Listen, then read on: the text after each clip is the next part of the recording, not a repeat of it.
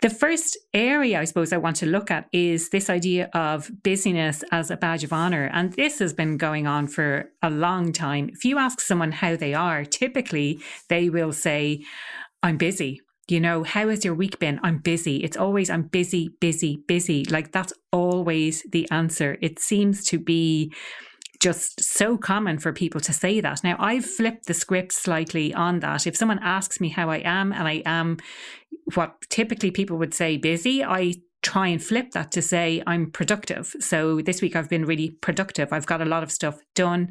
I've had a lot on my plate, but I've also got a lot of stuff done. I'll talk about that in a little bit more detail later on the podcast. So what does being productive versus being busy mean? Busy to me means it's busy work. It has no kind of purpose. It has no end goal. But when you're being productive, you're being very deliberate about what it is that you're doing. It's aligned with the goals that you've set for yourself, the goals that you want to achieve, the objectives that the business has. And it's very purposeful, the work that you do. And you're trying as much as possible to cut out that other busy work, which doesn't really have an end point, doesn't really have an end goal. Sometimes it's the kind of stuff we have to do. You know, there's no really avoiding that.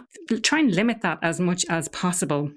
The reason, or one of the reasons I wanted to address this is, and if you've listened to the podcast for a while, you'll know this, there is a wellbeing report that I put together based on a survey I carried out last year. It's free to download. If you want the link to download the report, do feel free to reach out directly to me.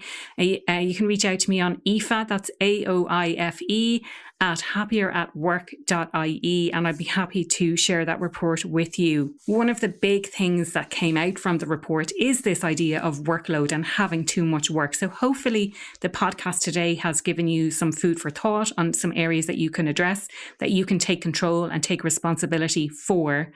And I say responsibility because that is one of my core values. You need to take responsibility for your own life. If you let other people start making choices for you or encroaching on your time, you need to start establishing some better boundaries around that.